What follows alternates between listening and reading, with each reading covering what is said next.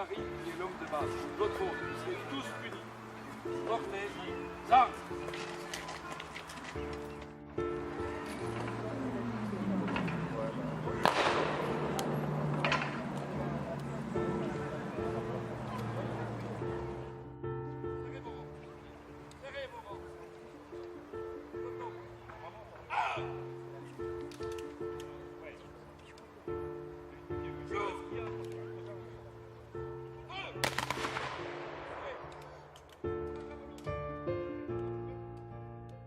Bonjour à tous, bienvenue sur la chaîne des héros du passé, c'est toujours Stanislas et comme vous avez pu le remarquer, j'ai un peu changé de costume par rapport à la dernière fois. Je porte même un uniforme écossais de la Première Guerre mondiale. Mais aujourd'hui, j'avais pas envie de vous parler de moi.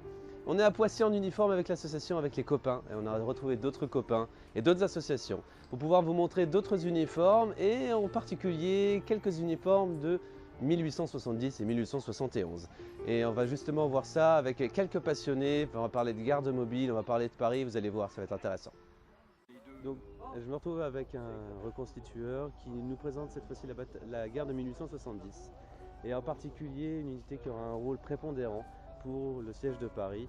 Et donc, est-ce que tu peux me rappeler ton nom, ton prénom et surtout ton association, s'il te plaît? Alors, je m'appelle Quentin Vanier, je fais partie de la compagnie La Courbière. Donc, on représente en fait l'histoire des Comtois du début du XVIIe siècle jusqu'à 1918. Donc, c'est assez diversifié. Et aujourd'hui, nous représentons la garde nationale mobile et mobilisée, donc qui est venue en renfort des gardes sédentaires qui étaient dans les quartiers de Paris pour renforcer la ville lors du siège de Paris en 1870 et 71.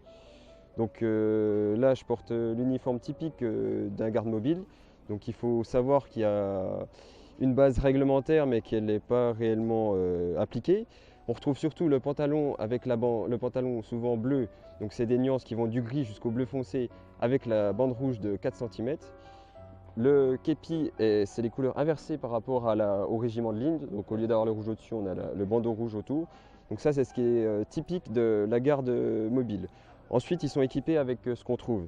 Donc ceux qui ont eu de la chance, comme moi, ils vont pouvoir porter une capote de la ligne. À Paris, il y a eu beaucoup de gardes mobiles et sédentaires qui ont été dotés de ces capotes de la ligne, qui portent encore les boutons régimentaires, ou alors on les modifie avec des boutons marqués garde nationale mobile. Ensuite, l'équipement, on retrouve aussi des équipements, des choses qui sont pré-réglementaires ou pas du tout réglementaires. Donc ici, c'est une musette qui était utilisée pendant les campagnes d'Italie. Donc on n'a pas encore la musette toute blanche, ici avec un tissu rayé. Vous retrouvez aussi les quarts, par exemple comme celui-ci, c'est un quart pré-réglementaire avant 1865. Et c'est la même chose pour les armes.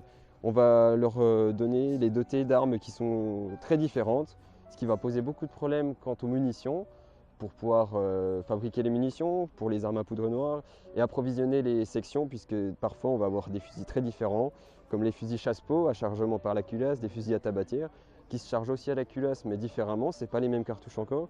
Et les moins chanceux avaient des fusils à percussion comme ici, qu'on charge encore par la bouche. Ici c'est un fusil 1853, mais on retrouve tout ce qui est fusil 1822, 1842 et les 1853. Donc un fusil qui se recharge par la bouche à une époque où le chasse-peau est plus généralisé. Voilà, tout à fait. Alors le chasse-peau, on va privilégier l'emploi du chasse-peau dans les régiments de ligne, les régiments les mieux équipés. Et donc la garde mobile, en fait, la garde sédentaire, les gardes mobiles, la garde mobilisée, elle est levée qu'en cas de guerre. Donc dans le cas de la guerre de 1870. Sinon, les gardes sédentaires parisiens, notamment, eux, ils sont répartis par arrondissement. Ils ont un chef qu'ils élisent eux-mêmes. Donc ça fonctionne par arrondissement et quand on les appelle, ils vont se lever et se réunir à un point défini, un point précis défini dans la capitale et s'organiser en bande armée. Au départ, on leur a fourni uniquement les armes, c'est-à-dire qu'ils devaient s'équiper eux-mêmes. Mais on s'est retrouvé avec des hommes qui étaient très mal équipés. Donc c'est pour ça qu'on retrouve des uniformes très dépareillés, puisqu'on va leur donner ce qui reste des stocks. Donc, toi, tu es un Parisien qui s'est porté volontaire pour être dans la garde? Tout à fait. Toutes les personnes qui n'étaient pas militaires à l'époque étaient inclus dans ces systèmes de garde nationaux et donc étaient mobilisés lors des conflits. Voilà, c'est ça. D'accord, ça marche. Et donc, parisien, vivre l'encerclement de Paris, est-ce que potentiellement tu serais apte à faire partie de la commune qui sera par la suite? Alors, Voilà, c'est bien souvent, c'est surtout la garde sédentaire, les composantes de la garde sédentaire, de par leur formation, c'est elle qui va fournir le plus grand nombre de personnes à la commune. Alors qu'on a les gardes mobiles qui viennent souvent de l'extérieur de Paris, qui ont été appelés pour renforcer. Eux, ils ne vont pas rester dans la commune, mais toutes les unités qui composaient la garde sédentaire, donc comme je l'ai dit, ils élisaient leur chef. Vous voyez, il y a un système qui est totalement différent de l'armée. Souvent, c'est des foyers qui sont organisés autour de clubs de discussion, d'échanges. Donc voilà, on a des fibres anarchistes aussi dans ces groupes-là. Certains ont lu Marx. On est imprégné dans ces idées nouvelles, ce qui va donner la commune de par le fonctionnement et l'organisation qui n'est pas du tout, qui n'a rien à voir avec ce qui se fait dans l'infanterie de ligne ou dans le reste de l'armée française à cette époque. Super, super. Ben, écoute, un grand merci à toi, Quentin. Je te remercie. Merci beaucoup.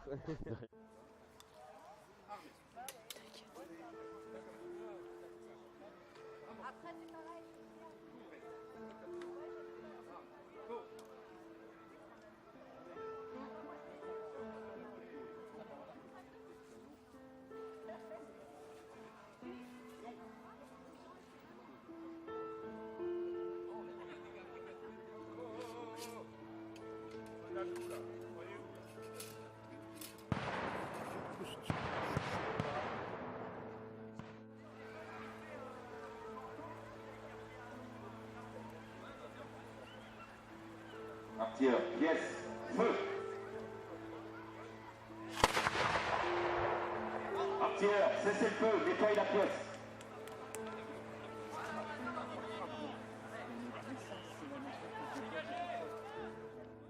On a terminé notre petit tour de Poissy en uniforme et c'était surtout avec l'angle de la période 1870-1871 et les quelques années à venir. On a un peu débordé du sujet évidemment, mais ça m'a fait très plaisir de pouvoir vous montrer comment ça se passait, de vous montrer aussi qu'est-ce qu'on porte pendant cette période-là, de voir aussi ce que ça peut donner quand on s'intéresse pas forcément aux événements mais aussi aux hommes. Et c'est la fin de cette vidéo, j'espère vous retrouver très bientôt pour la prochaine. En attendant, n'hésitez pas à suivre nos aventures sur la page Facebook Les Héros du Passé et à lâcher un like.